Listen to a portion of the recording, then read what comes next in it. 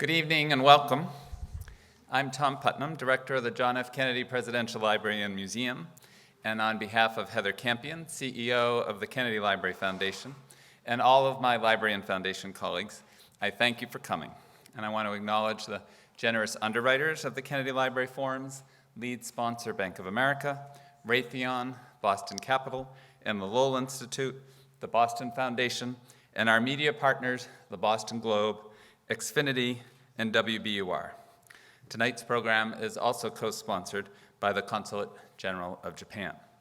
Let me pause for a moment, as this is the first forum in which we're joined by Heather Campion, who's been a member of our foundation board for many years, and we are thrilled that she is now in this new leadership role in our unique public and private partnership as CEO of the Kennedy Library Foundation. The genesis of tonight's forum is twofold. First, President Obama's decision to appoint Kathleen Kennedy as our nation's ambassador to Japan, and second, an article written by one of our speakers, Jennifer Lind, which was sent to me by then Ambassador-designate Kathleen Kennedy as she was preparing for her confirmation hearings. Published in the National Interest last summer, the cover title is RFK's Charm Diplomacy, and the story describes, among other things, the remarkable shift in relations between the United States and Japan during the presidency of John F. Kennedy, and the key figures and turning points that stemmed the tide. We're pleased to have Jennifer Lind here with us tonight. She's an associate professor of government at Dartmouth College, and as you will hear this evening, sees Robert Kennedy's 1962 trip to Japan as a potential model for improving our relations today in international hotspots such as Afghanistan and the Middle East. Professor Lind is the author of Sorry States, Apologies in International Politics, a book that examines the effect of war memory on international reconciliation. She is currently working on an article about foreign policy issues in the Western Pacific and on a book examining the speed and complexities with which countries rise to the status of great powers. I was on a long drive this morning, and I Googled her name to see if I could listen to a talk she gave last fall at Harvard, and I did find it under YouTube, under the name Jennifer Lind, but curiously, it was followed by basketball clips featuring Jeremy Lin. So anyway, we'll have to test Jennifer's three-point shot after tonight's forum. To help provide the Japanese perspective on this history, we're joined this evening by Harvard Professor Emeritus Akira Iriye.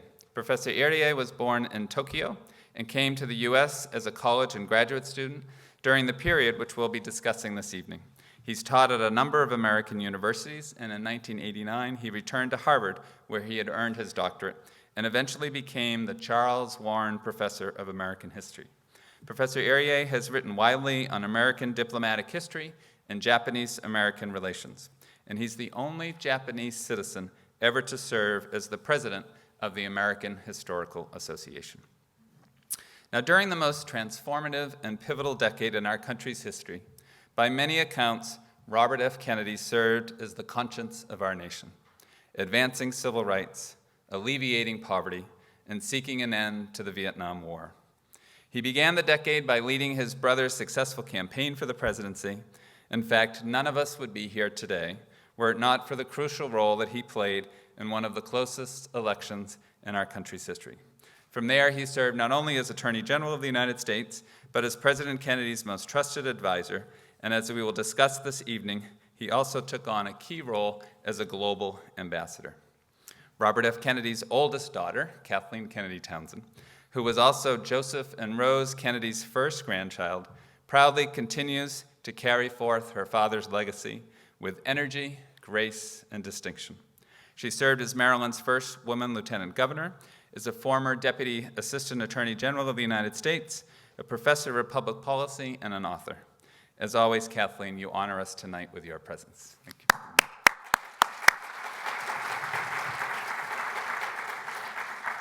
Now, before we begin our conversation, I'd like to introduce the Consul General of Japan in Boston, Akira Muto. Consul General Muto came to Boston in 2012 following a number of domestic and international assignments for the Ministry of Foreign Affairs of Japan, both in Washington, D.C. and in Moscow. Immediately prior to his assignment here in Boston, he served as director of the Policy Coordination Division in Tokyo, where he helped shape Japanese foreign policy in a variety of areas, including strengthening the Japanese-U.S. alliance, maintaining friendship and goodwill between Japan and the United States as comprehensive partners. He recently accompanied Governor Patrick to Japan, and there he met with Ambassador Kennedy, who urged him, and then emailed me, to forge a stronger partnership between the Kennedy Library and the Japanese consulate here in Boston. So please join me now to welcome Consul General Akira Muto, who will provide brief opening remarks.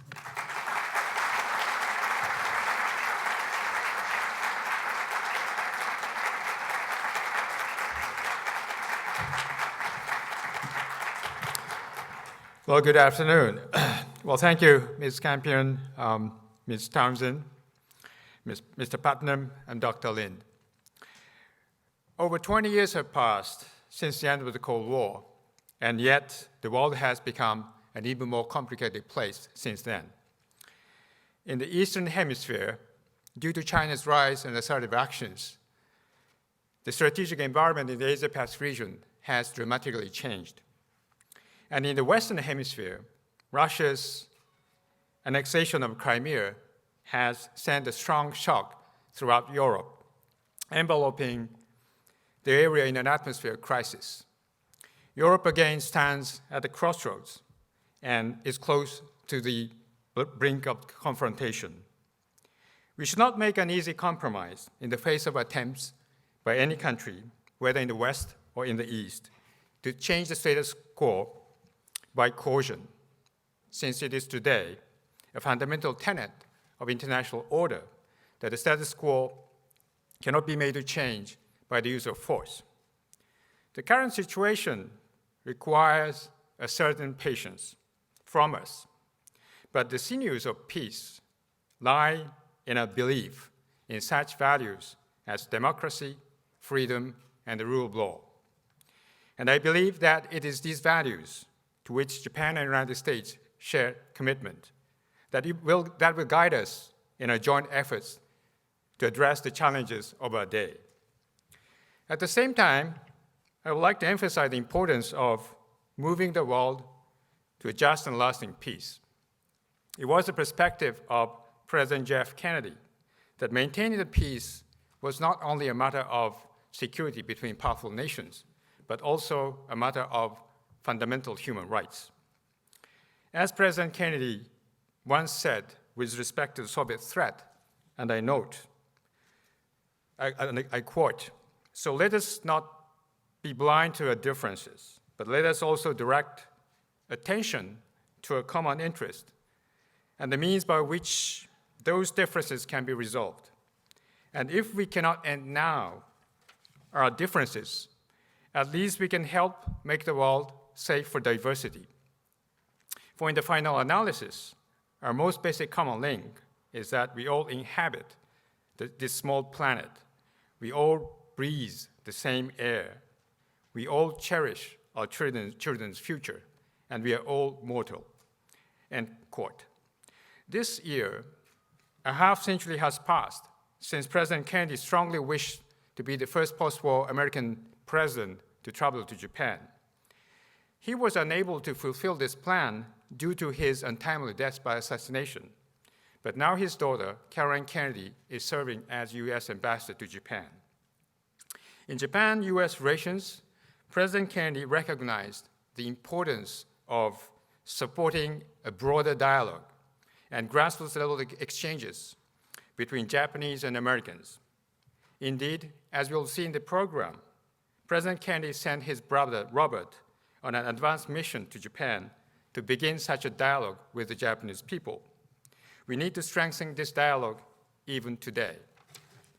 The reason for holding today's forum is to take a good look at the relationship between President Kennedy and Japan at the beginning of the 1960s, thereby trying to find a way of assessing what is most important in our relations at this critical juncture. Today's forum will almost certainly be followed later this year by an exhibition in Japan of items from the holdings of the JFK Library and Museum. Through these events, it is my fervent hope that our peoples will deepen their understanding of how President Kennedy's efforts contributed to the peace in the region and to the development of democracy in Japan, and how the baton of his mission has been passed along to his daughter, Ambassador Kathleen Kennedy. Thank you very much.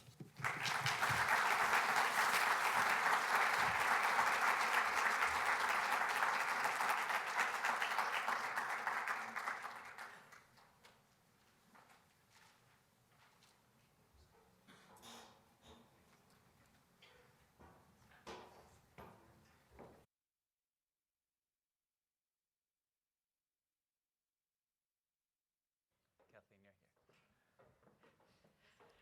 Okay. So we're going to have a conversation here for about 45 minutes, and then we will welcome questions from you. There are microphones there, and we hope to keep this lively. And you know, sometimes when you go to see a movie or read a book, it opens with a scene from kind of the middle of the story, and then the subsequent chapters kind of go back and give you the history. And I thought that might be a fun way to start this evening. The heart of the story that we're going to talk about is Robert and Ethel Kennedy's trip. And I want to give the history of building up to it. But I thought we would start, and you could bring the screen down, with a clip from a film that Kathleen's youngest sister, Rory, a documentary that I imagine many of you have seen on her mother, Ethel, that came out last year. And in the film, it focuses a little more on Kathleen's mother than her father, although her father plays a role in this clip as well. But it focuses on the trip to Japan. And I thought that might be a fun way for us to begin our conversation. So let's play the clip. We can watch here.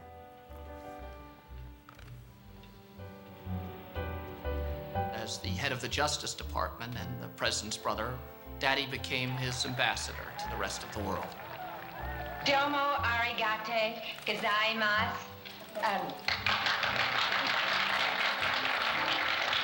Wahihi desne. Is that right?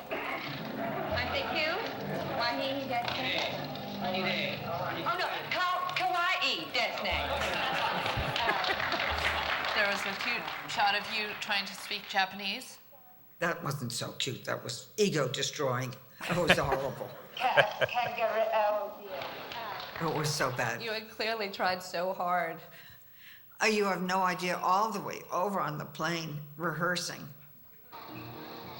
Japan, Indonesia, Korea, Germany, Poland, Chile, Peru, South Africa, Kenya, the Philippines, Brazil, Italy, Ivory Coast, and Hong Kong. Every minute was filled. But whoever was in power in those countries felt they had the ear of the president. They knew they were talking to someone who could change policy. I appreciate your frankness, and I think you would expect the same from me. And you're going to get it. Daddy would speak his mind. I mean, it was really refreshing. He didn't fool around. You're talking about the United States 100 years ago. Well, do you think we stood still? So I thought I might just start by asking, because I'm sure people would like to know. So where is your mother today? How is she doing? And what was her own reaction to this film when it came out? Thank you. Well, my mother is actually in Florida right today, and after this, I'm going to go visit her. So Wonderful. I will tell her about that. You've all asked about how she's doing.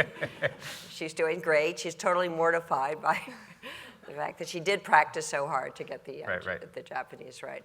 But she was very happy with the film, and I think she was happy, and we're all happy that my sister Rory was able to interview her. My mother didn't like to be interviewed.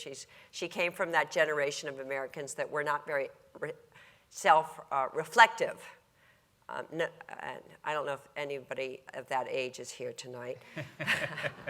But so my sister did a terrific job in getting Mommy to talk about what it was like to grow up and to, be married to my father and what they went through together. So it was great.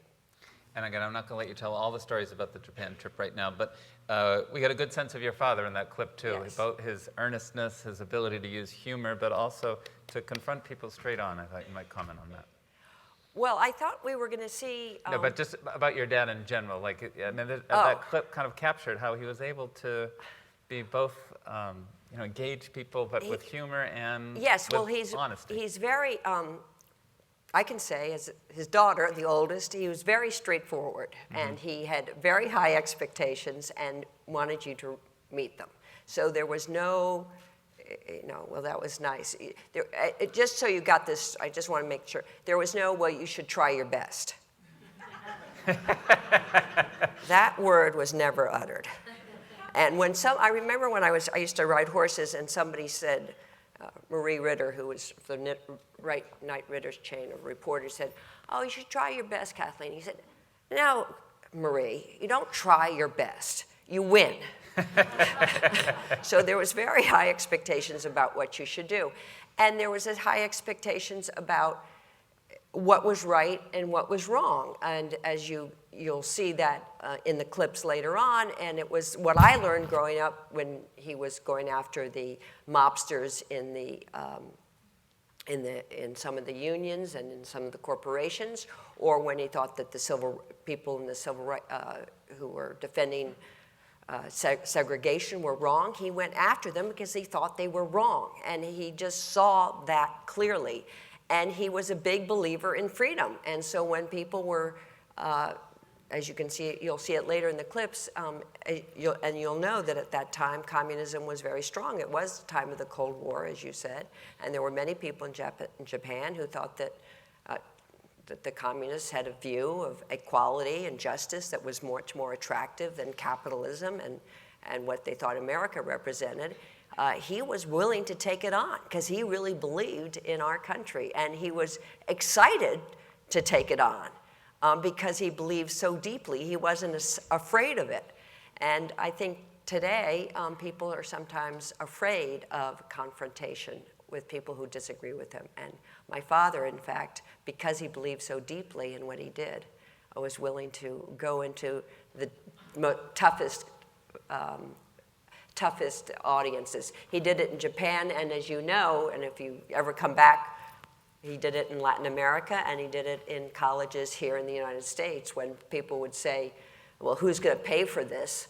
And he said to the students, "You will."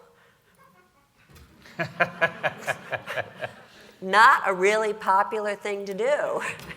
So, but he had a very good sense of humor as well, and a self-deprecating humor about what was going on. So it was, look, obviously. Good. So let's back up a minute, and maybe Jennifer, you could start by. You don't want me to sing the. We're going to do that later. Get to that. I'm going to sing you a song later, which you're so lucky to hear. I'm excited. So again, in your article, when you describe the situation between the United States and Japan, there's a sense of rupture, and then there's a sense of rescue. But if you could explain, what's the frayed relationship and the rupture that happened in the 1950s, and then we'll hear from Professor Iriye in the same point. But how did that happen, and what was going on in the build-up to the Kennedy administration?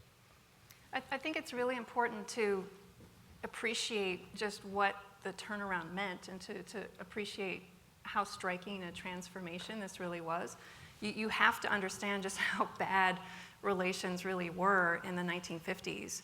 And it was for a variety of reasons. It was societal relations were pretty distant. We had just fought this terrible war against one another.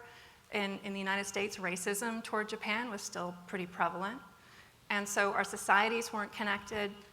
Economically, Japan was engaged in this reconstruction and the years of its economic miracle, and was engaging in some predatory trade practices and dumping, that kind of policies that was really angering a lot of American firms and a lot of American politicians.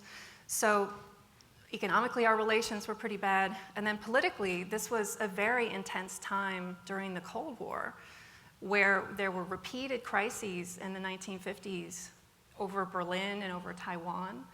And these were crises that could have gone nuclear at any time and have led to World War III. And so the Japanese were looking at this alliance, which was going to be up for renewal, the Security Treaty. And many Japanese said, this is way too dangerous for us. We don't want to be caught in the middle. We don't want to be on the Soviet target set by virtue of this alliance. And so as that treaty renewal approached, There was increasing protest about continuing this alliance with the US, and this great sense of danger from these crises that were just happening all the time. And the apex of all of this was, of course, the 1960 Security Treaty protests in Japan, which just people filled the streets in Tokyo with protests and anti-treaty demonstrations. And so that was really, the late 1950s really was this period where we really weren't sure if this alliance was going to make it. And Professor Iriye, why are we so short on time? But maybe we could go to the next step, which is Ambassador Iriye, before he was ambassador, wrote an article or suggested a solution to this fractured relationship. Perhaps you could comment on what his position was and what his proposed solution was to the problem. You know, 1960, during the height of this crisis, demonstrations and so on, both Edwin Reischauer, who taught Japanese history at Harvard, and John Fairbank, who taught Chinese history at Harvard, were in Tokyo, and I was in Tokyo primarily to interpret for John Fairbank. He had a real sense of mission, I think.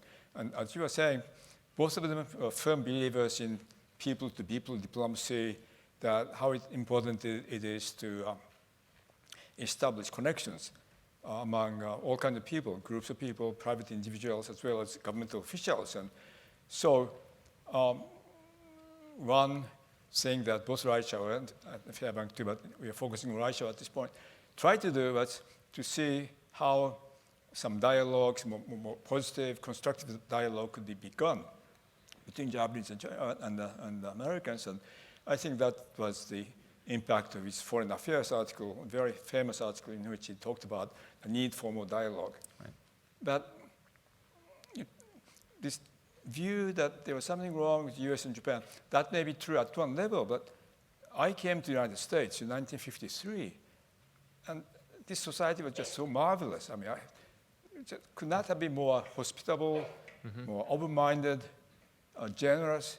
You know, so my experience as a one-person-to-one-person diplomacy, it's just absolutely wonderful. I mean, I had not one unpleasant incident. Right. Past 60 years. I've been in the United States for 61 years. I have not had one unpleasant experience in the United States. That's reassuring. I've had more unpleasant experiences in Japan than elsewhere. So let me advance the story a bit. President Kennedy actually reads Edwin Reischauer's article, and you know, it was always important to him to pick the best and the brightest, so he chooses him to be his ambassador. And then, Professor Lin, maybe you can tell us the story. Then there's a discussion about this presidential trip, and who advanced that notion, and what were they hoping for if President Kennedy had been able to take that trip? There's a mysterious Japanese professor who John F. Kennedy had befriended during a trip to Japan in 1952, and they stayed in touch. This is a Professor Hosono. And Hosono, I think, was very persistent, and he came to Washington all the time and was always trying to meet with Robert Kennedy, with John F. Kennedy. He was actually, we became quite good friends, and was invited with his daughter to the inaugural and represented the government of Japan at the inauguration. And he was one of these people who was very influential in Japan and really believed in the need for a presidential visit as a way of moving relations along between these two countries. And this was going to be such an extraordinary visit, and I just so keenly feel the fact that this never happened because it's so extraordinary. The idea was President Kennedy, who of course had served in the Pacific, and his ship PT-109 had been torpedoed by a Japanese destroyer. He was going to have a reunion with the crew of PT-109 and the crew of the Japanese destroyer that sank it. And so this would have been this amazing moment in the history of our two countries where these two enemies are now reconciled. And this was the trip that the president sent his brother to plan as a member of this advanced team. And so we'll jump really to that trip. Again, maybe Kathleen, memories that you, just the beginning before we get to the Waseda fight song, but do you remember your parent, you were about 10 years old at the time, do you remember your parents heading off on trips like that, or, you know? Yes. They went on this. They went on the trip to Japan. And this was the time that of course, I'm going to talk about me and my brothers and sisters. Two of my brothers were being confirmed, which usually when you're confirmed, that's in the Catholic tradition. Your parents are supposed to be there for you. And my brother, this is completely nothing to do with Japan, but I'm just giving you one of the issues that came out of this trip. My brother chose as his confirmation, my brother Joe, who some of you may know, chose Jacob because he wrestled with God.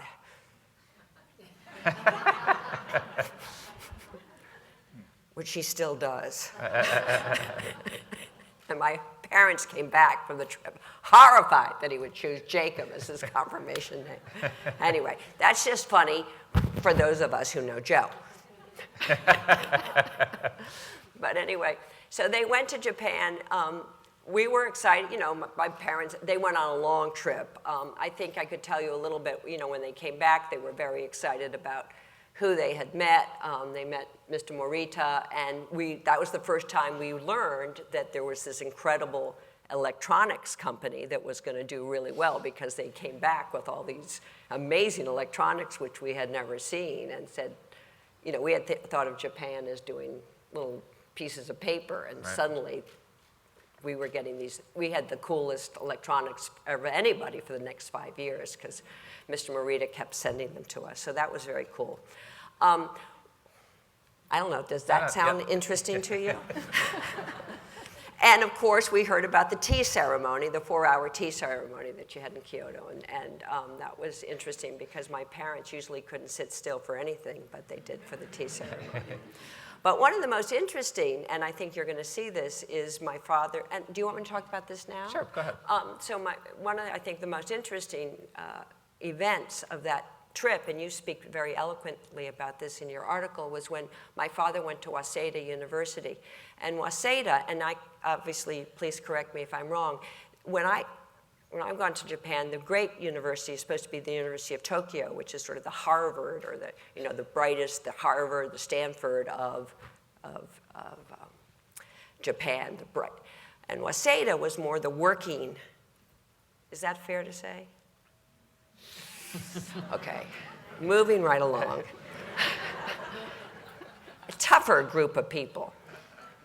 Not as refined. Okay, you can edit me at any point, and will, I'm sure. And so my father was there, and there was a young man who was protesting him and saying, how terrible the United States, how terrible capitalism was, and screaming at him.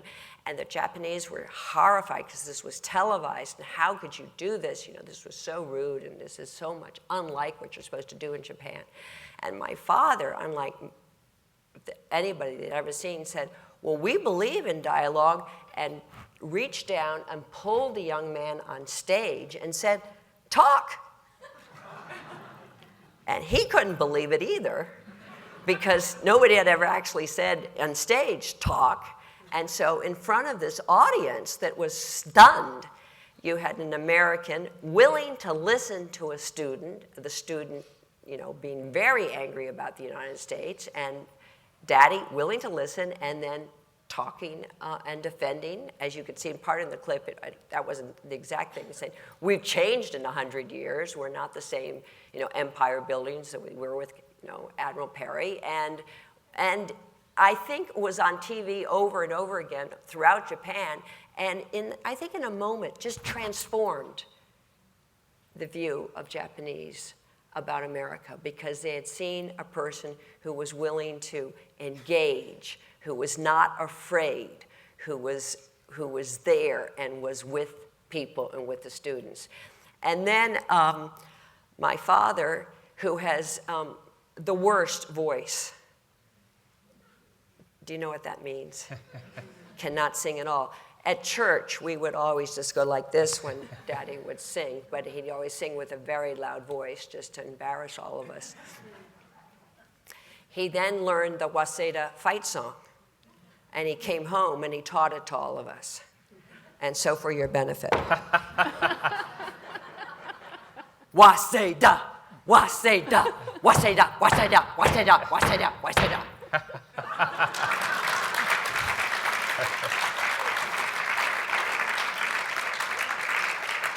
I don't think many of you went to Waseda. I don't think you were as excited about Waseda as you could have been. So we'll watch the film and clip in a moment, but maybe just again a little more background on Professor Iriye. Maybe it'd be helpful to the U.S. was being critiqued in Japan both from the right and from the left. The conservatives were upset, and the students tended to be more on the left. But could you maybe just describe what was the anger about from the Japanese perspective during the time of that trip?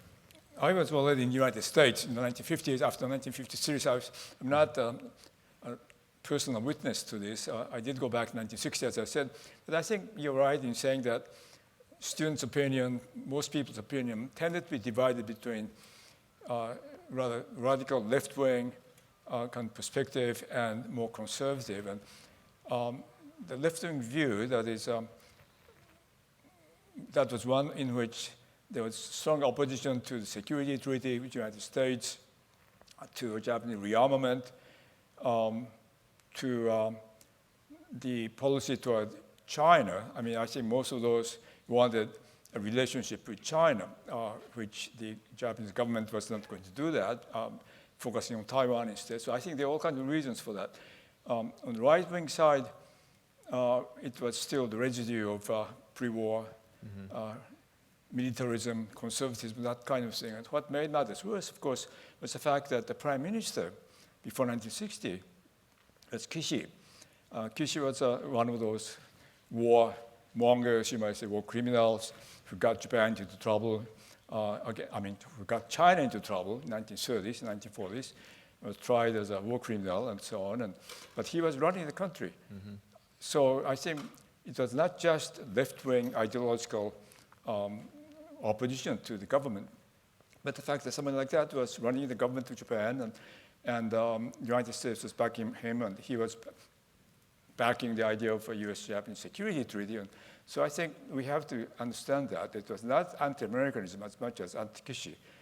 Because I was there and talking to people who were demonstrating in 1960 at the time, and much of that was against the way he was handling opposition parties and so on. And many people, totally middle of center, moderate people, were aggravated by the way the government was dealing with public opinion. So I think most of these people said, well, we want to learn from the United States. We want to emulate the country in making Japan into a more respectable democratic society.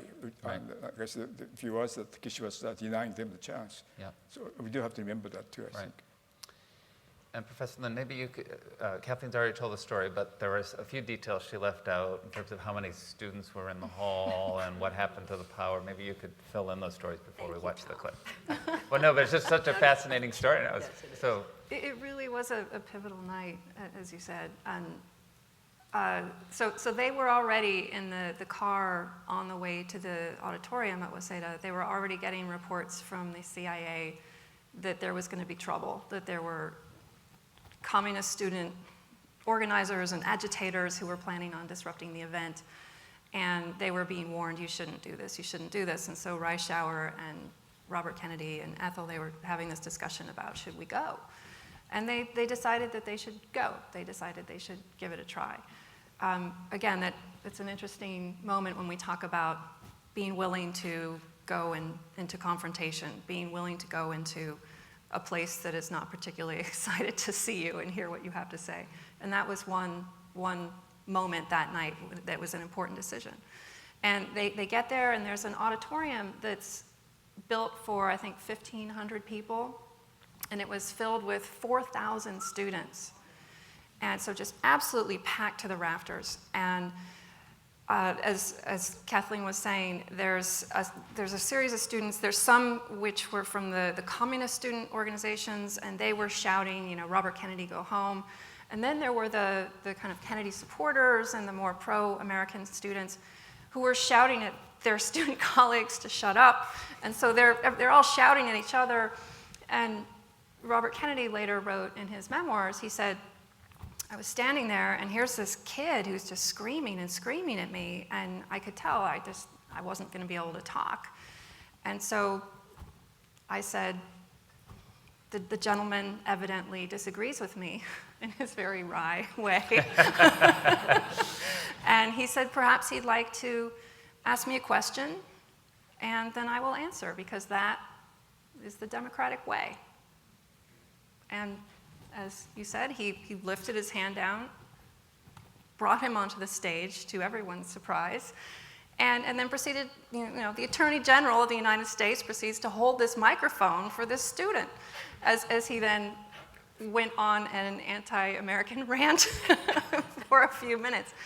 And it really was just very compelling, this image of this respectful American dignitary who wanted to hear what this young Japanese man had to say. He wanted to hear, he wanted to listen. It was this incredible gesture.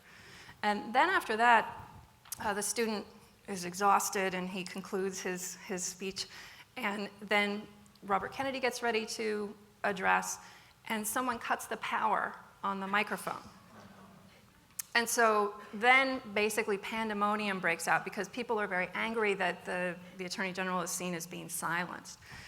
And so it really starts to go south very quickly. The students start shoving each other. They start, it's one of these auditoriums with the bolted down seats, and people are lifting up the seats and ripping them from the floor. I mean, I've luckily never given a talk that ended up with that happening. I don't think that'll happen tonight either. You guys look pretty well behaved, I have to say. So, but anyway, things were really getting dangerous, and Reischauer recalls thinking, I have to try something. So he stands up and calms the crowd and asks them, "Shizuka ni shite kudasai," in his fluent Japanese. And he said he was stunned that they actually listened and they were quiet. And then someone procured a bullhorn, apparently. This was my funnier moments of doing this research, which is I interviewed several people who were there that night, and I think 5 or 6 individuals told me, well, luckily I had brought along a bullhorn. So I developed great empathy for my historian colleagues who actually tried to put together what happened in the past. But someone brought a bullhorn, and the Attorney General was able to speak through the bullhorn and address the crowd, and just spoke these wonderful words about respect and tolerance and the need to listen to one another, and how this kind of dialogue could only be had in a democracy and would have been impossible in the kinds of societies that these communist students were advocating. So the event was completely turned around, and the Waseda cheerleader starts yelling from the back of the auditorium and says, "We feel very bad about your treatment tonight. We would like to sing the school song for you as a way of showing our apology." And so he comes running up on stage, and somebody scratched together kind of a transliteration of the words, and luckily the chorus is just Waseda, Waseda. Obviously it was a big thing, because the fact that I know the Waseda fight song shows you just what a big deal it was in our family's history. Everybody joined in and started singing, and actually the cheerleader was conducting so energetically, he thwacked Ethel in the stomach and knocks her over. And she just jumps right up and smiles, no problem, not a problem. So again, great poise under pressure. And so many of the people I interviewed said, that song was so important. And they talked about how it really transformed the group and energized this delegation. And they sang it the rest of the week everywhere they went. And it was often very puzzling to the labor leaders organization or whatever, that they start breaking out into the Waseda school song. And then apparently, I hear it was performed quite often at our house. At your yes, house we heard as it well. a lot. Don't worry. How else would I keep singing it? I was so. When you asked me to come up, I was so eager to be able to give yet another opportunity to sing. So we'll watch the film clip now. This is done by U.S. Information Service, so it's shortened and it's slightly edited. So for instance, you don't see Ethel getting the elbow in the stomach, although you can see that on YouTube. I watched it this week. And he really is just very excited, and she's coming forward. And, oh my gosh, the poor it's thing. and we don't see the bullhorn and everything.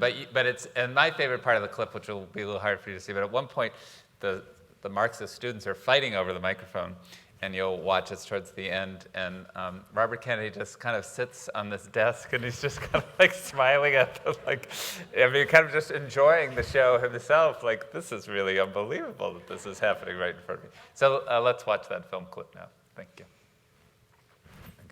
Then to Okuma Auditorium of Waseda University, where a question and answer session is scheduled.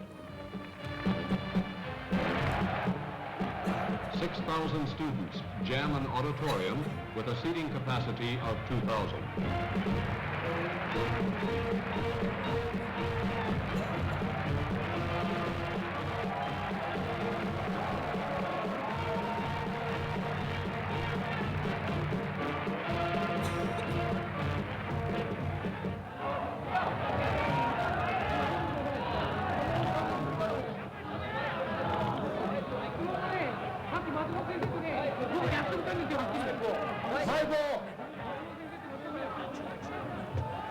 My friend. Disturbances by a few students on the floor lead the Attorney General to call one of them up to the stage to ask his question.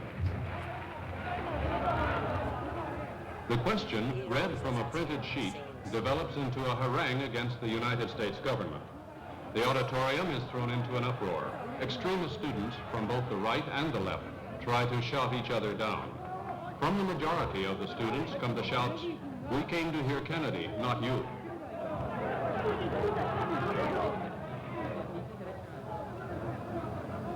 At this point, the lights dim and the microphone goes out. An emergency microphone is brought up, but the first student commandeers the mic and continues his harangue.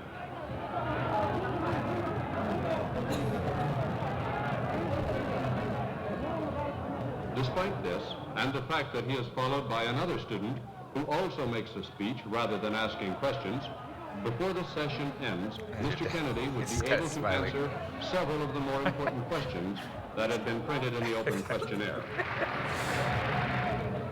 In the deluge of applause which follows Mr. Kennedy's answers, a cheerleader of the school takes the stage and starts the Waseda school song.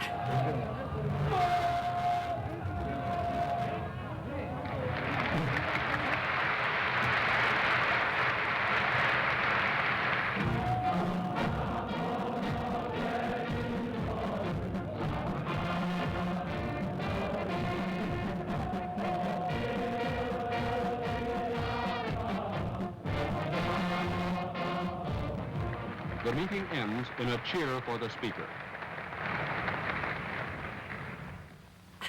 Okay, so there is obviously a serious point to all of this too. And Professor Lin, why don't we let you, again, maybe make the point that you make in your article, even for contemporary times, about in the history of diplomatic history, this type of diplomacy, to comment on why it stood out to you and why it could be an example for our times. I think what stood out to me is the contrast between the approach in the previous years and the period of the 1960s that was, excuse me, that was attempted under Kennedy. Oh, I have some. My throat's all cold now or something.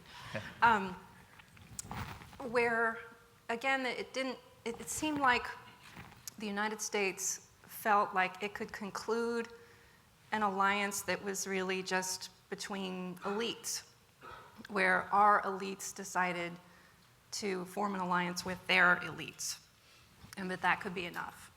It was kind of a marriage of convenience, and it didn't have to be particularly deep, and the societies didn't have to really buy into it. And I think what we saw is that that was not going to be something that could be particularly enduring.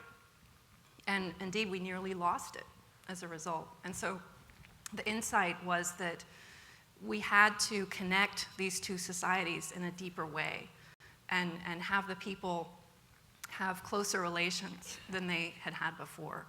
And we see this around the world today, where again, we see, and we've seen it since then, where we see governments engaging in strategic marriages of convenience without connecting really the two societies. And I think that the lesson of this period in Japan-US relations is that, once those governments change, how enduring might those alliances be? And that if you want an enduring alliance, you really need the societies to feel that connection to one another. Great, thank you. It's really well said. And Professor Iriye, maybe you could also talk about the Colcon, or so this wasn't, the only thing the Kennedy administration and the Japanese government did, but they encouraged a series of exchanges. Perhaps you could talk about how that happened during this period. I do think that one of the great things that the US did do was to initiate these kind of exchange programs almost as soon as war came to an end, because we do have the Fulbright program. We have various other programs that the government or Congress or private foundations initiated. And I think the United States has been a promoter, has been a very important influence in that regard in making connections, as you were saying. And connections are everything. I mean, that's just so important. And how do you make connections after a war? Well, you make connections by reestablishing personal ties, I think. And fortunately, as Russia used to say, there had been pre-war connections. And Russia himself had studied in Japan in the 1930s. There had been Japanese who had studied in the United States in the 1930s. So it's not as if there had been nothing. Some of those connections were reestablished, and then new ones were created, encouraged by the Fulbright program. There's other kinds of things. And I was very fortunate. I myself came to the United States in 1953 because Ambassador Joseph Grew, and Mr. Grew was the US ambassador to Japan for 10 years, 1932 to 1941. And he established a foundation called the Joseph C. Grew Foundation. He just donated money to invite young Japanese high school graduates to come to the United States because they thought this reconciliation has to start with the younger generation. And I was just so very fortunate to have been picked as one of the younger generation to come to the United States. And I think generational thing here is very, very important. I mean, we are the younger generation. At that time, there was a profound gap between the wartime generation, the generation even of 1920s and 30s who had brought Japan all these problems, tragedy, aggression, atrocities, everything, which that generation was represented by Kishi. So there was a big generational issue. And in the United States, you had President Eisenhower, more or less of the same generation, the opposite side. Then in the 1960s, you have the younger generation. President Kennedy was born in 1917, I think. The people, 1917 and 1920s, and his counterpart in Japan was Ikeda, right? After Kishi resigns in disgrace, and I think he should have resigned much sooner than he did, but in fact he does resign. Representing all the generation, now his successor, Ikeda, was older than Kennedy, but still a different generation. It does seem to me that so much of this reconciliation took place at the level of my generation, the teenage generation, and then somewhat younger, President Kennedy's generation, found it, I think, much easier to reestablish these connections. Right. So I do think, I don't want to talk about problems today, but one issue today is, of course, that generational issue. I for wonder about that. People who are running the country in Japan today are of a different generation, and I think we've got all kinds of problems, but I don't want to go into that. Well, we will at the end, I promise. And Prime Minister Akira came to the White House and had a meeting with President Kennedy, and again set up with a very successful cultural exchange program and student exchange program.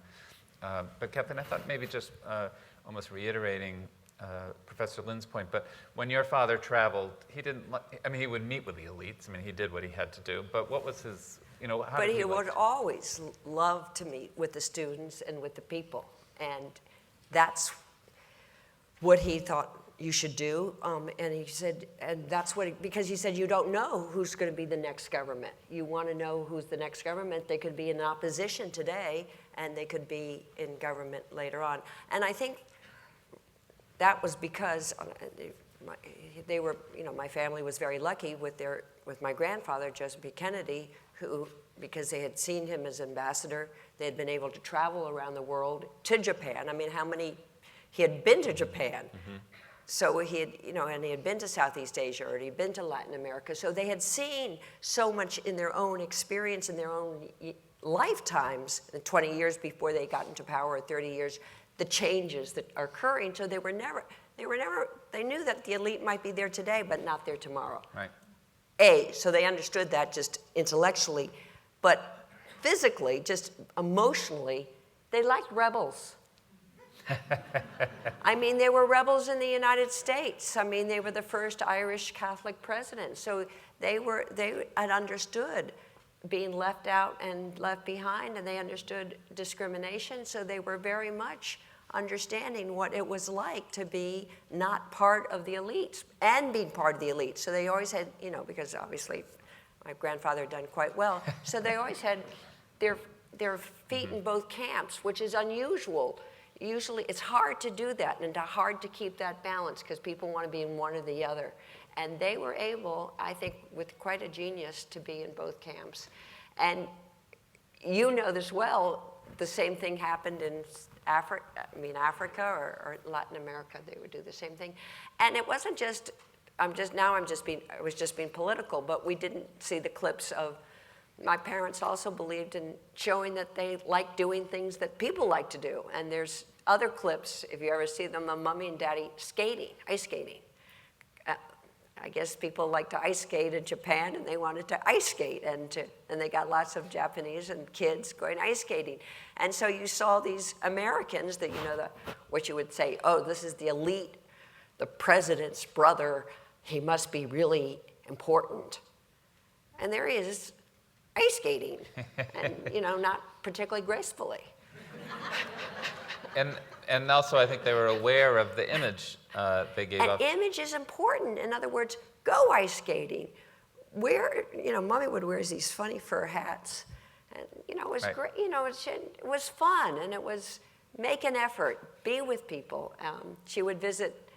I mean, again, because she's Catholic, she visited the Sacred Heart School in Tokyo because she had gone to Sacred Heart schools in the United States. So I went to a Sacred Heart school in Washington, and we were very excited because she was visiting our sister school. So she would make the connections with the type, it's like going to a Jesuit school. I don't know if you've heard of Sacred Heart School. Anyway, there was making real connections as much as they can, meeting people that they wouldn't normally, you wouldn't meet, and then meeting the elite. So trying to reach as many parts of the society as possible and saying, we want to hear what you have to say, and not being afraid of it, because being open to it. And Professor Lin, maybe you could tell the story about the elevator, because I think it fits this point of Robert Kennedy in the elevator. So there's a funny story of when he was at the Hotel Akira in Tokyo, a very beautiful, classic Japanese hotel. And again, we're talking about the man who's the ambassador of the equal partnership, as it was called. The Reischauer line, or the Kennedy line, was this notion that Japan and the United States should be equal partners and no longer kind of a victor and vanquished, but respectful, equal partners. And he gets into the elevator one morning, and there's the hotel manager and one of the beautiful women in kimono who rides the elevators at the Hotel Akira to spare the guests the indignity of having to press the buttons themselves. Well, we had that. So he gets into the elevator, and the hotel manager gestures that she should shine Robert Kennedy's shoes. And so she immediately bends down and starts shining his shoes. And so Robert Kennedy is just mortified, and then it dawns on him at some point that the elevator doors would open to a bank of photographers. And there's this young Japanese woman shining the shoes of this American dignitary, not the sort of moment that you want immortalized in a photo of the equal partnership, shall we say. So he said, "Oh no, please," and he bent down and he helped her up. Professor Iriye made the point of the problems we face today, the challenges that we face today, and I'd like to move to that, but I thought maybe we'll show the last film clip because when Ambassador Caroline Kennedy was at her confirmation hearings, one of the points she made was the importance of continuing these types of cultural exchanges and the dialogue amongst our people. It's partly why we're organizing not only this forum this evening, but this exhibit that we will bring to the National Archives of Japan. But anyway, I thought it might be fun, I'm not sure how many people have seen it, to see this short video that Ambassador Kennedy prepared to introduce herself to the Japanese people. And it makes this point as well. So let's watch this last film clip, and then I'll ask you all to comment on the challenges of today.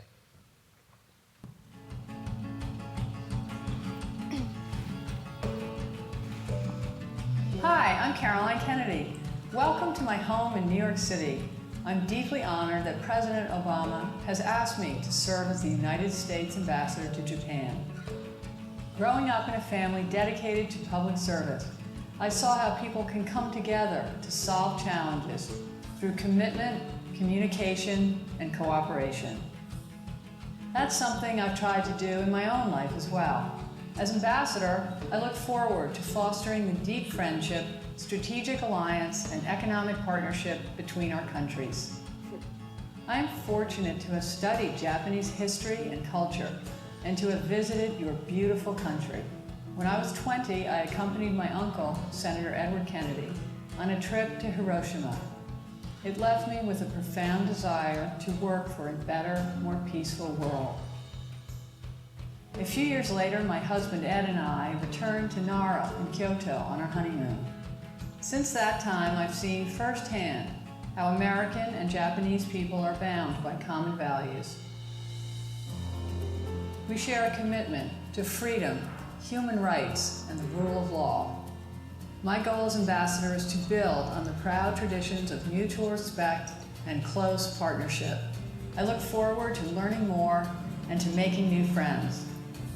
As an author, educator, and attorney, and as a mother, I've learned that we are all teachers and students in our own lives, and we can transform the world by helping one another. Ed and I have tried to pass this on to our 3 children, Rose, Tatiana, and Jack. I am humbled by the opportunity to represent the United States to one of our greatest allies and closest friends. Together, our 2 countries have done much good for the world, and we can do so much more. Thank you. Nihon de owai shimashou. Nice.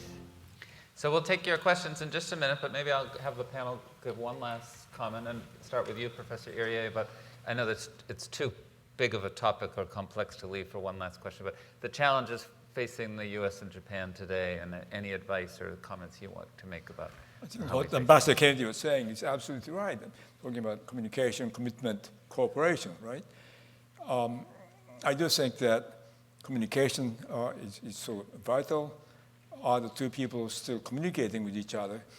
I'm much more optimistic on the American side. I'm less optimistic on the Japanese side because of the current leadership and also the current, some kind of generational shift. I think I feel that the country is somehow becoming less open-minded, less cosmopolitan, whereas Americans are becoming even more so. So there is a gap. Whereas around 1960 and 1960s, there was much more self-conscious attempt at establishing communication, intellectual dialogue, and so on. CALCON, that Jennifer Lind's article mentions, CALCON is Cultural Committee, or Committee on Cultural Exchange, was one of President Kennedy's legacies, I think, to do something beyond just diplomacy by establishing dialogue, cultural dialogue, which is just absolutely important. And today, even more so, I think, than ever before, is any kind of serious dialogue going on today. I'm not so sure. So I think that I would worry about that much more than I would about other aspects. Security, trade, they are fine. I think as far as I can tell, they're okay. They're going along well. Is there any kind of genuine understanding, cooperation? I'd like to see it if it exists still. Mm-hmm. Professor Lind, any kind of closing comments about the challenges that we face today, either the U.S.-Japan relationship or just in terms of your expertise in terms of diplomacy writ large, and especially from the American perspective? Well, when we look at the big changes in East Asia, the rise of China, as Consul Muto was mentioning before, is a prodigious challenge in terms of the neighboring countries in East Asia trying to manage and accommodate this very powerful neighbor who's coming into its own. And we all are wondering, what does this neighbor want, and how is it going to behave as a great power? In terms of the U.S. and Japan, the U.S. and Japan are going to be confronted with alliance challenges as we face this. Japan has disputes with China that the U.S. just does not share. And so this is something that the two allies are really going to have to be managing very carefully. And as I talk about the challenges facing us today, I like to remind people that maybe there's some grounds for optimism here, right? Where we are talking tonight about a time in the early 1960s when the US and Japan faced tremendous challenges and managed through really quite capable and I think enlightened leadership on both sides to navigate that really rocky period. And fast forward to today, we've got 60 or so years of trust and cooperation and this amazing foundation that the two countries have built. And so we're in a better place today, certainly, than we were back then.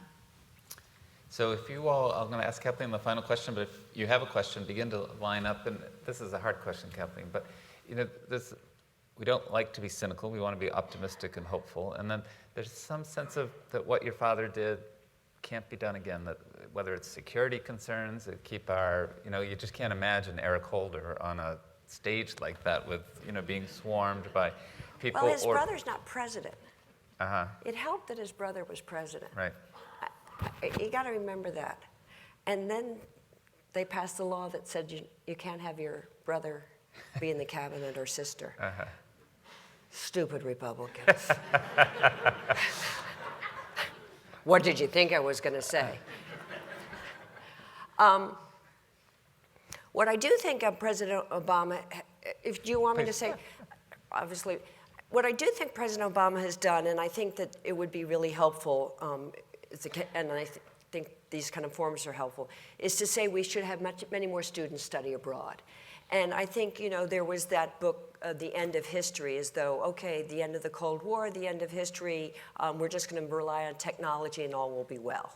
And we had to worry about climate change and not worry about politics and and power and what do people fear and what do they yearn for. I think we've seen in the last 2 months, obviously, what Russia did with Crimea.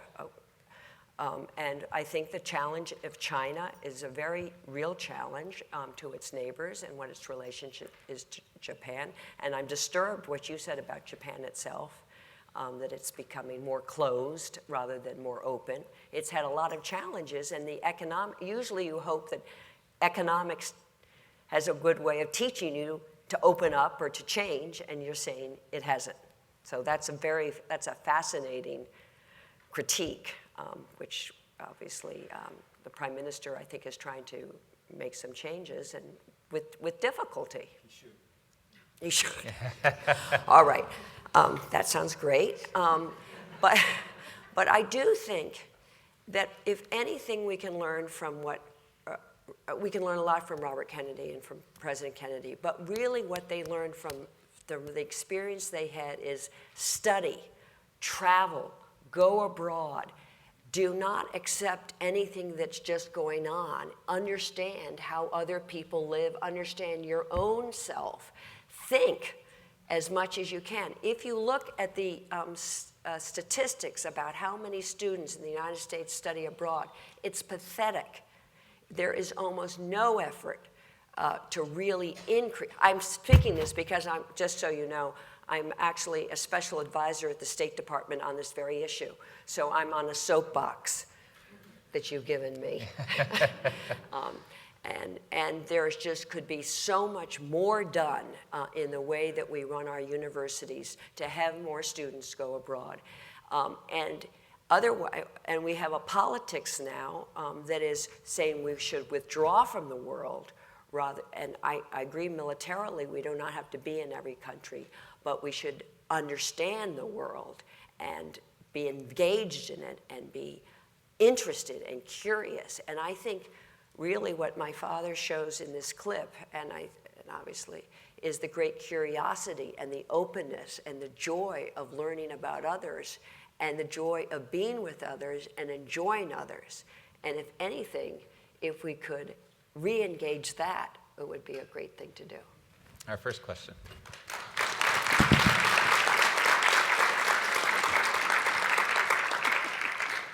This has been a marvelous panel. The combination of the personal stories, the importance of cultural diplomacy, and that personal spark, both on the part of your mother and father, combined with the austere remarks of the two professors on the issues that were being addressed at the time, with Jenny sitting there in the middle trying to pull it all together. Now, the question that I have is that when you look back to that period, we had a discussion of some of the issues that were outstanding. There was trade conflict. There certainly was concern in Japan over entrapment in the American policies, both in Southeast Asia and with Russia. And again, that personal spark, that touch helped overcome some of these difficulties. Now, the discussion at the end of the panel began to touch on some of the outstanding problems in the current period and the challenges that might be posed to a current ambassador who is certainly reaching out at a very personal level and making those connections. So the question, and it really is one that goes to all of you, is back to the issue that Tom raised. How do you see, or what do you see as the outstanding challenges that will have to be overcome? And we then turn to the issue of the characteristics of representation, that personal spark. And do you think that that's actually going to be enough this time around? Who would like to begin? Well, my answer is very easy and predictable. I'm a historian, so the answer is everybody has to study history to promote this intellectual conversation, dialogue. I mean, that's the problem, really. I think, despite all kinds of critical things that are being said about American education and so on, American scholarship, American historical scholarship is just superb. I mean, this is the best place in the world. If you want to study history professionally, you come to the United States. It's still the case. In Japan, I think it's really a sad story that nobody's studying history seriously. The prime minister, least of all. I mean, each time he opens his mouth, I'm just so ashamed that he shows so much ignorance about the past. And the Chinese are right, and Koreans are right when they say that the prime minister is distorting the past. He is. So I think I would have to say to not just the Japanese, but Americans, but everybody, that to build a real world of communication, intellectual, I guess, coexistence, you have to start by studying the past. And the past, I don't mean all the way going back to ancient Mesopotamia. I mean, even though that may be important, but I do think everybody has to understand what has happened in the 20th century. You have to start with that. And I can go on and on, but simply the fact that that's sometimes as a historian, I feel that I have not really done my task. If many people who should know better don't seem to know better about the past. Great, thank you. Sorry. No, that's very helpful. Kathleen.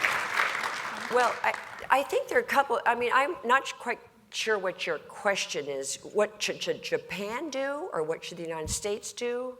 There's an element of mutuality in the story that you told in terms of both parties and both cultures learning more about each other through the remarkable visits and efforts. Well, I mean, one of the challenges that I see, I mean, first of all, in defense of your prime minister, since the consulate can't speak. I'm going to say, he is trying to get the economy going. And it's been pretty dead for 15 years, and he's trying to move it along. It's hard, but I got to give him some credit for trying. Don't you give him credit? I mean, and I think it's particularly, I think that, that's difficult. I think there's difficulty in Japan, as you know, with, I'm trying to think of the word, with everything, we have in the United States called interlocking directorates. Everybody's related to one another. It begins with a K. You don't have that term. Anyway, there's a term. This is going to come to me eventually. So I do think there's a very, there's a lot of interlockingness in Japan, which probably could do with some more openness. And I'm sure you agree with that. As do you, I would think. We have another question. Why don't we go to the next question? Yes, hi. I'd like to preface my question by saying that I represent the New England Jet Alumni Association. So having spent 2 years teaching English in Japanese public schools, I kind of have a vested interest in communication between especially students. And your comment about study abroad, I think, is particularly salient. So I also want to say that I feel that recently, both in America, students are increasingly having less opportunities to study Japanese, especially in public schools, being taken over kind of by the growth of China and the view of China being the new rising power in Asia. So Japanese programs in the US have suffered, but I also see the same thing for Japanese students. When you look at Japanese students' presence in American universities, they're far outnumbered by Korean students and Chinese students. So I wonder if you have any comments about, obviously JET is one strategy to create this kind of cultural diplomacy, but if you have any other strategies to kind of help combat what I see as a backslide in this area. Well, I think one of the challenges that Japan has is they're not producing as many children. We could send my mother over there.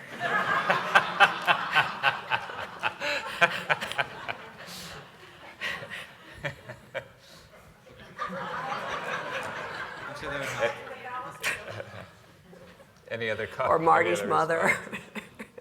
Any other? But I mean, that really is one of the that is a challenge.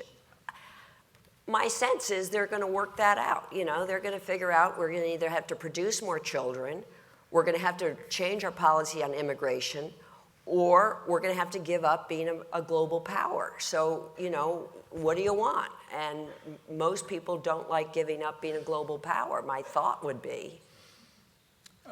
I do think immigration is the answer, because they're not going to produce more children. The only answer is, rescue of this issue would have to be bringing in more Chinese, more Koreans, more Vietnamese, and more people from other countries. In other words, Japan ceases to be Japanese, but that's the solution. I mean, I think just as the United States has made itself such a great country by inviting all these foreigners to come and settle and work for the country and so on, Japan has to emulate that. Japan has to be a small-scale United States. And that's why I say, I mean, when we talk about Japan, United States, we're not talking about in the abstract U.S. as some kind of entity. After all, who are the Americans? I mean, when we talk about the American people, of course, we have to keep in mind 1 million or so Chinese who are already in this country, right? When you talk about Japan, already in Japan itself, you have about 100,000 or so, maybe more Chinese. I mean, these countries are changing all the time, and that's for the better, I think. So rather than dwelling on these bilateral issues, I think U.S.-Japan relationship is part of a global nexus, global connection, a new emerging world in which people are moving all over the world, working in different parts of the country, the world, learning different languages and so on. In other words, the world itself is becoming more interblended, hybridized, hybrid, I guess. That's the kind of world we live in, and I think I'm very optimistic about that. The future of the world does seem to lie in hybridization, hybridity. That's maybe an extreme statement for somebody who has lived in the 20th century, but I do think Japan, above all, has to be further transformed by means of immigration. It's a very, very important issue, and also internal immigration. In other words, there has to be greater communication between different classes of people, different sexes, different kinds of people, generations, and so on. Any other questions? Oh, there's one here. I think I more have something to say rather than to question. And what Professor Iriye is saying right now about how Japan should emulate the United States.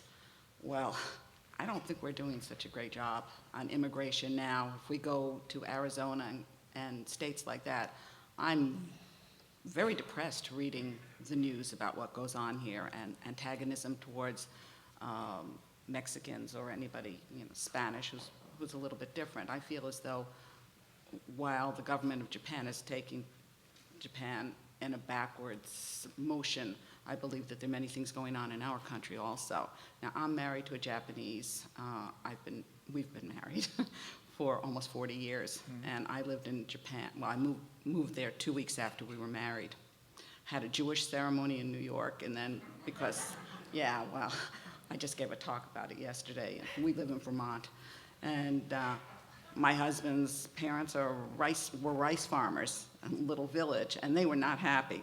They didn't know anything from religion, but the oldest son marrying an American, this was it was horrible, and it took about a year before they got over it, and we were able to have our Shinto wedding. I had a rural wedding. But people always ask me, well, how did you get involved with Japan? And I said, I'm actually the person in my family who had the least interest. I wrote a book about my mother. My mother, Addie Katz, in 1960, won a trip through Eisenhower had a people-to-people program, get back to that people-to-people thing. People-to-people program, and they had a pen pal agency called Letters Abroad, who sponsored an essay contest for people who had gotten pen pals through Letters Abroad. And my mother entered and won. We were living in a little village in Massachusetts at the time. And Life magazine did a story on it. At this time in history, this was a historic moment. We're talking about 1960. The Security Pact, we're celebrating 100 years of diplomatic relations between Japan and America, the first embassy in 1860. And the Security Pact, which— I'm going to give you just a few more seconds. Okay. The violent demonstrations. My mother was able to go. She was welcomed with open arms as a grassroots representative of the United States. Eisenhower's trip that was planned for the same time had to be canceled. And my mother was on TV, because Life magazine did a story on it. She was on TV afterwards talking about these experiences and about history repeating itself. She was asked on November 11th, 1960, I have a recording of it, which is unbelievable. She's asked, what does she think about this election, the results of the election? And everything that she says sounded exactly like it could have been said when Obama was first elected. It was so eerie, and I've given talks, and people have said that to me. Sounds just like when Obama was elected. But yeah, the people-to-people thing. Thank you very much. This just comes home so often. I just hear so many stories like this. I'm a fellow in this program, the Mike Mansfield Foundation, and they put together a network of Japan scholars. Every single person, this is a group who've devoted their careers to studying U.S.-Japan relations, Japanese politics. Every single person who, some of them have a family background, they're half Japanese or full Japanese, whatever. But people, who look like me don't often, speak Japanese. And so there's some reason why they got interested. And so it's something like the pen pal contest, or for me, I was in a jazz band in high school, and we were invited to the Scuba World Expo. And so, my tenor sax and I went to Japan as a high school student, and this was this amazing, eye-opening experience, and here I am a few years later, having spent all this time studying Japanese, and now this is just such a major part of my career. Everyone has a story that started with something so little and so personal. And so it's programs like the JET program, it's programs like this, and even visits. I mean, how many people have we heard talk of when I met Jack Kennedy or when I met Bobby Kennedy, it was this pivotal moment in their lives. It's these little things that really can lead to tremendous connections between countries. Great.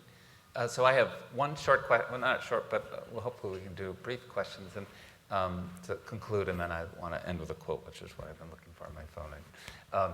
But Professor Iriye, I listened to he was given the challenge at the Nobel Centennial Conference in 15 minutes to talk about how fear, misperception, and mistrust have affected basically world history during the 20th century. And you gave a lovely, lovely talk.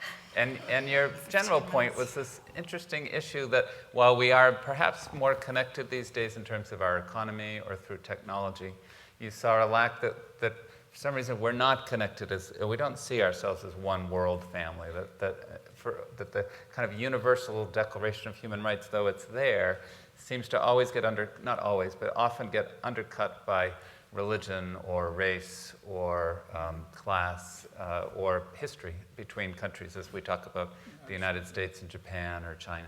But a final comment based on your many years as a distinguished professor on this important topic. One word, I would have to say that in the 20th century, the world changed from a period of ancient history to one of contemporary history. What I mean by ancient history is when nations go to war against each other, kill each other, they despise each other, butcher other races, religions. That was the world from time immemorial, from 19th century to about the 1960s. That's why I do think the Kennedys are very important, very much part of the instruments of history, so to speak, to change the ways of ancient world into more modern ways. Modern ways mean, as you were quoting from President Kennedy, human rights, intellectual communication, diversity, hybridity, all kinds of things.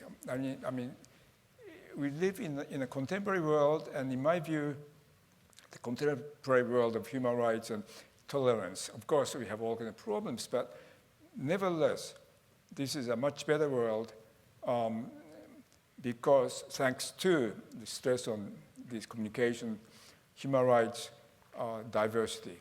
Right. And I think we can, as historians, I think we can credit the Kennedys with much of this. They did not work this brings about single-handedly, but they're part of the global tide of the 1960s, began in the 60s, accelerated in the 1970s.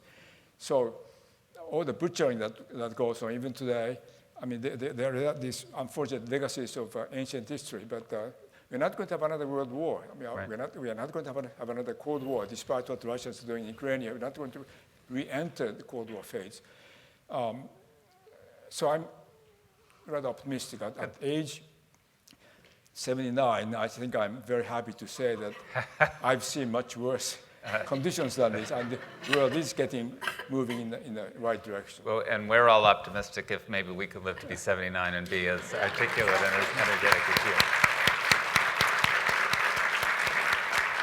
I don't mean to be kind of spoon-feeding this optimistic ending, but it's not bad to end with optimism. And Professor Lin, you commented to me that you do a lot of research, you give a lot of talks, but somehow this story was different and kind of in the somewhat cynical, clinical, academic world. When this particular article that you wrote affected you differently, I thought maybe you could comment on that as a final comment.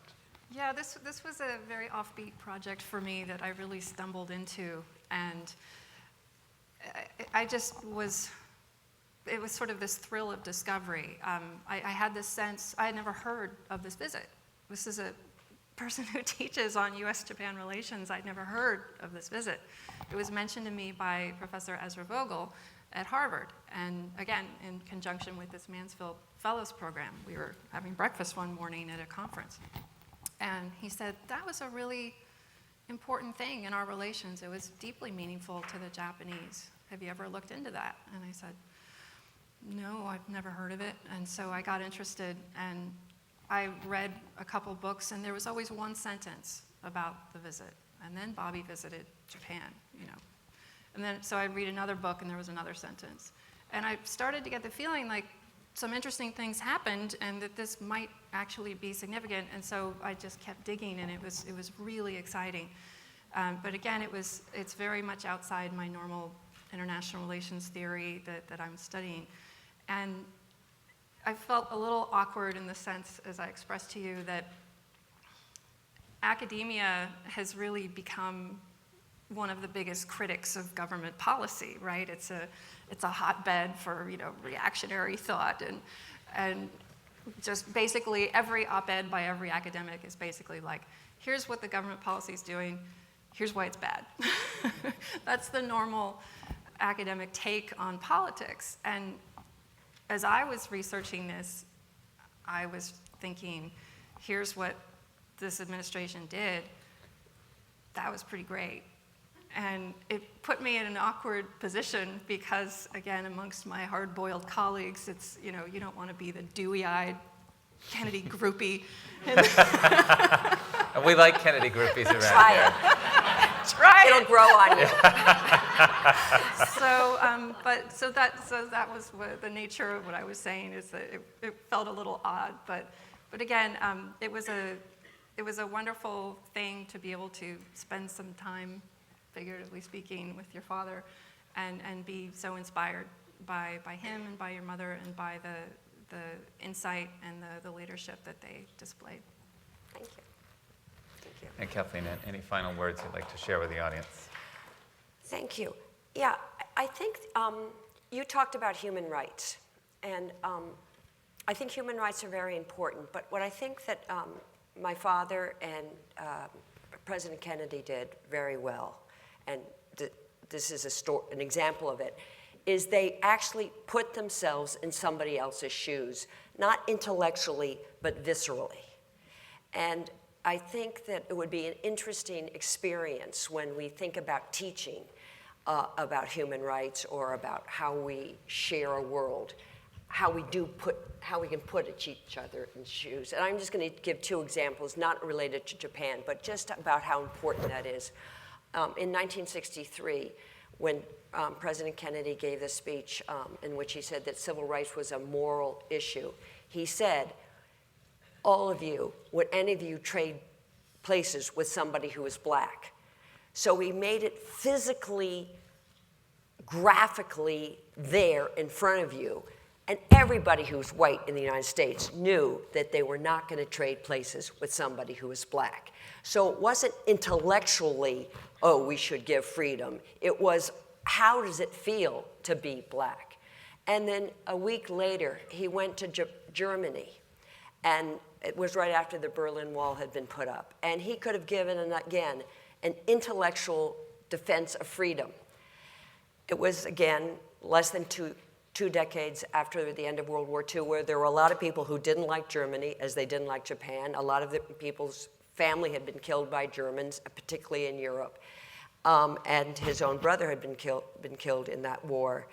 And instead of just making it intellectual, he said, "Ich bin ein Berliner." He put himself in their shoes. And I've talked to Europeans who are horrified that he would say such a thing, because they didn't like being told that he was a Berliner. But he did it. So it wasn't just talking human rights, it was he was putting himself, cloaking himself in the body of somebody else. And I think that's a much more visceral way of understanding their politics, and a much more interesting way of thinking, how do we bring ourselves together? Wonderful. Thank you.